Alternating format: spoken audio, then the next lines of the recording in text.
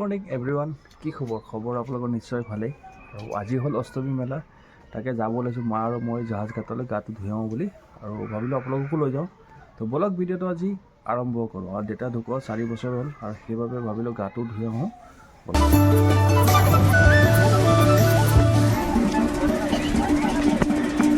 Guys আহি পালোঁ জাহাজ ঘাটলৈ, আৰু মানুহ চাব পাৰে এনেকুৱা ভিৰ নহয় আজি, কি ক'ব। আৰু ঘাটেই নাই গা ধুবৰ কাৰণে।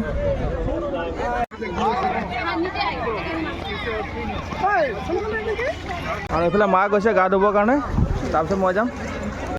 গাইজ মই গৈ আছোঁ গা ধুবৰ কাৰণে। আৰু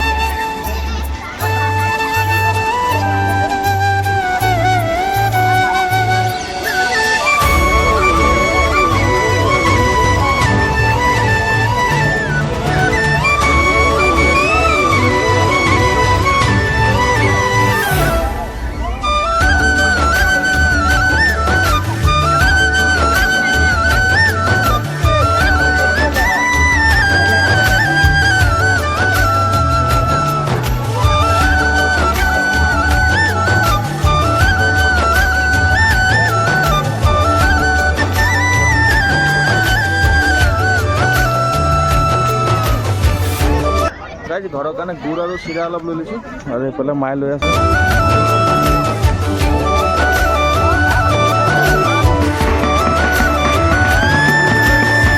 জাহাজ ঘাটত গা ধুই আহিলোঁ, আৰু এতিয়া গৈ আছোঁ গণেশ ঘাটলৈ। ব'লক আপোনালোককো লৈ যাওঁ।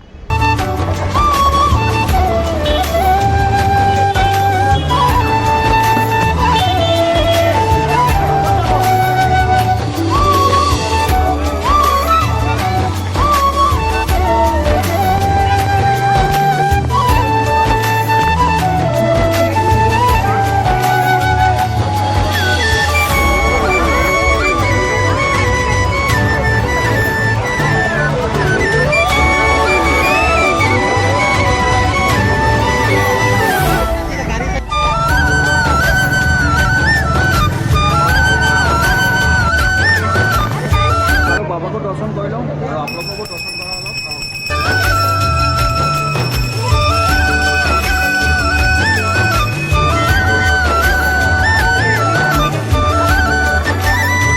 আহি পালোঁ ঘৰ, আৰু তাতে ইমানে মানুহ ভিৰ নহয়, কি ক'ব। আৰু আহি পেলাই বাবাকো পূজা দিলোঁ। চাওক, বাবাক পূজা দিয়া হৈ গ'ল।